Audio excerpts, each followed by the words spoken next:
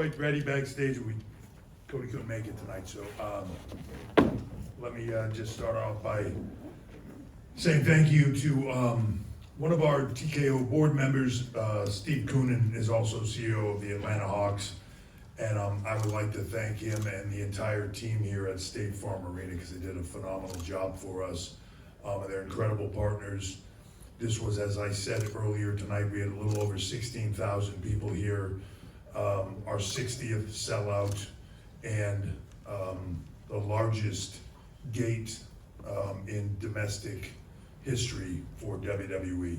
So that's quite a night for us. And for me personally, it was quite a night. You know, as I mentioned it earlier, living here in the early 90s and sort of being a part of WCW, being at Center Stage Theater, doing TV and just having that experience to where we are now, being here, the hottest ticket in Atlanta, and just doing the business we're doing is incredible. So it was a great night for everybody, but especially for me here. Also want to thank Metro Boomin. And yes, I know who he is. Even though he maybe thought I didn't, I don't know. Also, I just want to thank all the artists who came here tonight. You know, there was a lot of athletes here tonight. There was a lot of legends here tonight, but the hip hop community and the music community, just a lot of support, a lot of fans really getting engaged in what we do, and it's wonderful to see that engagement. To see how passionate they are through their life of growing up with WWE, and now still, you know, being a part of it here, and to hear them talk about how excited they are with the product and where things are going and their favorite superstars. And what's really cool about it is there's so many of them right now. I feel like we could have the coolest hip hop battle royal in history, and they're all wanting to do it, I think. So. You know, they're all interested in coming to the Performance Center and all of it. And so it's just an amazing time in our business, and fortunate to be a part of it, and a lot of hard work, but we're excited with where things are going. So I thought we had an amazing night tonight. I thought that, let me start with the Hell in a Cell match. Drew McIntyre and CM Punk just put on a classic and a clinic, and did it in a way that sort of what that is supposed to be. It's what Hell in the Cell is supposed to be. It's supposed to be the end of when you cannot take each other any further, when the point of conflict has gotten to where it has no place else to go, you put it in Hell in the Cell and two guys finish it there. And it, you know, when I look at that match, that's what they did. It wasn't about jumping off something really high. It wasn't about just crazy stuff. It's just about two guys with an emotional hatred for each other that surpassed everything else we could do in this business. So there's only one way to solve it, and that is Hell in a Cell. And it's what it's supposed to be. And they delivered a classic, all-time classic. Happy for both of them, though I'm sure it will be a long couple of days as they are recovering from what they went through. They put their bodies on the line for us all tonight, and I'm thankful for them for that. Nia and Bailey, great match. Priest Finn, incredible match. Rhea Liv, incredible match. Return of Raquel Gonzalez. Dominic Mysterio, afraid of heights. Probably more afraid of heights now, probably also afraid of kendo sticks, and potentially afraid of piñatas, because that is pretty much what he seemed like. Short of candy falling out of him, he was a human piñata. And then Roman and Cody and the Bloodline, I thought was just an epic storytelling, and again, that continues to roll through the original tribal chief coming back, not really changing who he is, but having to survive with Cody Rhodes to get to the other side of this place. I thought it was just, oh my God, you okay? I just thought it was a classic. the return of Jimmy Uso, amazing, and then The Rock showing up, which you have to be the biggest star in the world to be able to hit your music, walk out, blow the roof off the place, and I'm out. And it's epic, and it was. And you know, thankful to him with everything he's got going on in his career and his life, to never have looked away from what brought him to the dance and what his roots are. It's in his DNA, it's in his blood, it's who he is. And anytime that we're in a place that he can take 30 seconds out of his incredible schedule to come back and feel that electricity that you can only get in WWE, he does it, and I'm thrilled for that and thankful to him for that. So, big things coming up, as I mentioned tonight, Crown Jewel Championships, both for men and women. That will be an annual event that will be, I think, at another level. Survivor Series War Games on December 30th coming up just around the corner. And then we talked about the return of a classic tonight, but talk about return of old school classic, Saturday night's main event, December 14th. So big things coming. Netflix just around the corner on January 6th. So as crazy and wild and hot as things are right now, I only expect it to get better. So I'll turn it over to you guys. First question in the second row to your on the right side, Paul. TJ Legacy, Soapbox Run the Ropes. There's been some reports leading up to Bad Blood regarding the representation of black male wrestlers within WWE. They haven't been on a PLE in the last 3 cards. There was no black male wrestlers on the Bad Blood card. How do you gauge between making sure that there's representation and making sure that there are wrestlers that get opportunities that are deserved? I see everybody gets the opportunity. Like if I don't see the difference in anybody, I don't see the color, I don't see the nationality, I don't see any of it. I just see talent. I don't see the difference between men and women. I see talent. We tell stories with those talent, how they can handle those stories and how they can represent those stories and how we can bring those stories forward. So, you know, I don't keep track of any of that. I do what's relevant and what is best the best in storytelling and what's being delivered the best, and then that's what goes. No different than, you know, the men and the women who main events, whatever the biggest stories are. That's where we go. Next question here on the left, third row. Hey Paul, Raj Prashad from Uprock Sports. Amen. Atlanta always loves seeing Goldberg, see him get in the ring tonight. He's talked about having one more match. Is a WWE ring where somewhere we might be able to see him maybe have that one more match? Yeah, I can tell you. So, you know, as you said, Atlanta loves Bill Goldberg, and that's why we, you know, he was here tonight, right? He was with his wife and his son. Always going to get a huge reaction here, enjoying the show. You know, things get said. I can tell you that when Bill came back, he was not too happy with Gunther, and we'll see.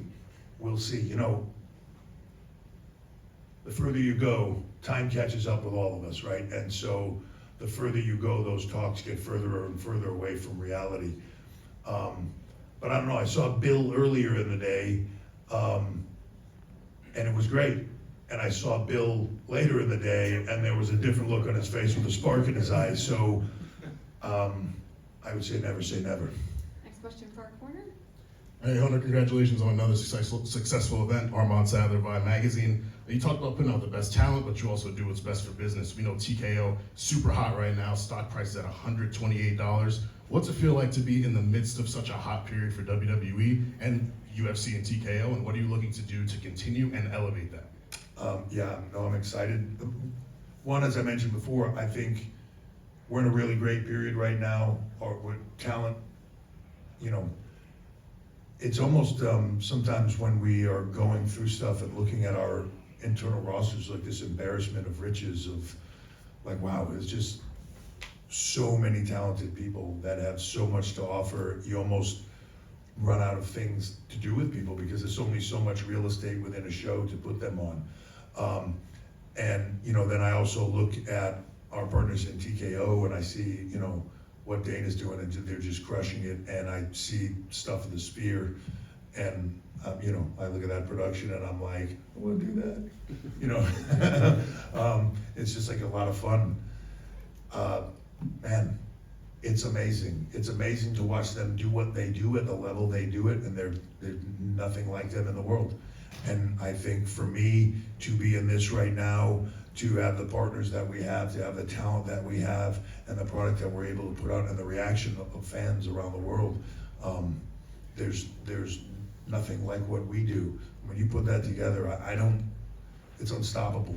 And I'm thrilled to be a cog in that wheel. Next question, front row here on the left, Paul, Denise. Denise Salcedo, Instinct Culture. Good to see you. In regards to Monday Night Raw on October 7th, starting to move over for 2 hours for the remainder of the year, I wanted to get your thoughts on that, obviously, as head of creative, how that sort of impacts your workflow and all of that. And additionally, how does that look like for Netflix once Raw moves over? What is the duration of Netflix on Raw Netflix going to be? When I find that out, I'll let you know. Yeah, so, you know, we're just in this moment where Raw goes down to 2 hours. What does that do for us? It's an hour less show, right? We found ourselves over time of being in this wild spot. If you would have asked me a few years ago, 3 hours was just, the difference between 2 and 3 is just like night and day. This incredibly, like I can't even express to you how much different that is. And then now we're at this place where we're doing 3-hour shows and all of a sudden it's gonna drop to 2 and I'm like, I'm just, it's a different way of looking at it that makes me, it's just different. And it's a little bit of a stress because it's less, but I think sometimes less is more, and I think that's going to be a really good thing. When we get to Netflix, we're still working through all that. So I think the truth is, you guys will have to watch and see, and I'm gonna wait and see, but we'll deal with it. And the truth is, no matter what the length of time is, it's just about putting out the best product we can, telling the best possible stories we can. Because at the end of the day, this is what this is all about, is telling stories. And you know, sometimes in our business, we get so caught up in 2 hour, 3 hour, 1 hour, this, 1 hour. Like, the movie's the movie. When the movie's over, it was either really good, or it was not good, or it was too long, or too short, whatever it is. But like, we're just making a movie every week, twice a week, 3 times a week actually, with more to come. So I kind of approach it in that manner. Just let's write the best stories, and then we'll try to figure out how to jam it into whatever time slot we have available. Next question, second row. Hey Paul, Rick Ucchino for Sports Illustrated. Obviously a lot of big returns tonight, none bigger than The Rock, who came down, and it appeared he had a pretty good message, 3 targets sitting in the ring. You know, he comes and goes as he pleases. When might we see The Rock back? And you know, there's a lot of good options for storytelling on board for you as the head of creative there. Yeah, I think the key word there was as he pleases. Right?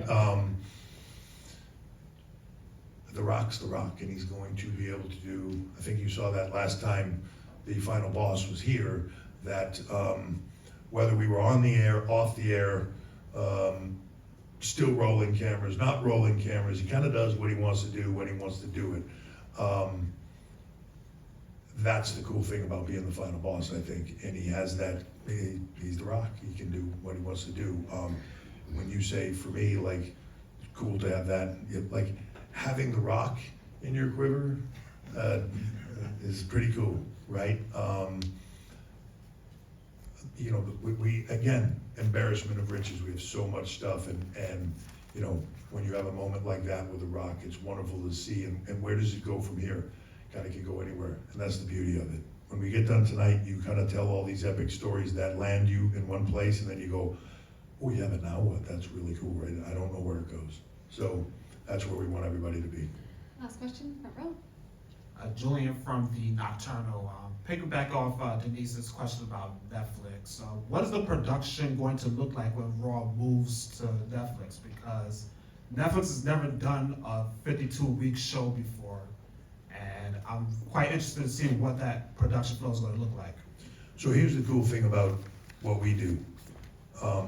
Slightly different from a lot of other sports. A lot of other sports,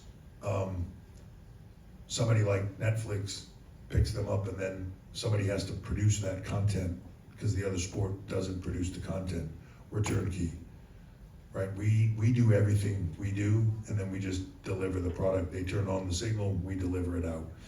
I think it's one of the key wonderful things about WWE, that not everybody is in that place. So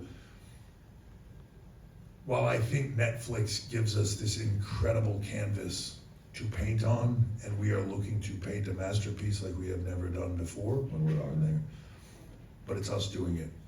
So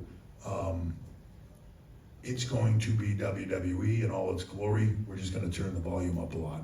And we have the ability to do that with Netflix, I think, in a way that maybe we've not really had that opportunity before. And certainly to, when we do that, hit all of the US with Raw, but then with Raw, with SmackDown, with NXT, and with all the PLEs, hit 80% of the globe starting on January 6th, where we were strong in all those places, and now with Netflix, it just goes to another level. So the one thing I could say is, we're working intently on that and putting a lot of hard work into it, but I'm so excited about the opportunity of what that presents for us and where we're going to go with it. So wait and see, but it's going to be awesome. Thank you.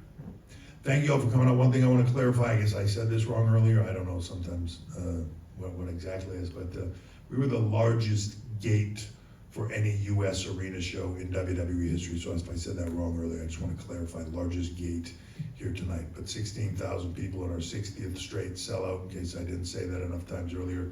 Let me just say it again. So thank you all for being here. Thank you for being a part of this and for all your support. And we will see you, or at least read your comments about Crown Jewel when we get there. Thank you very much.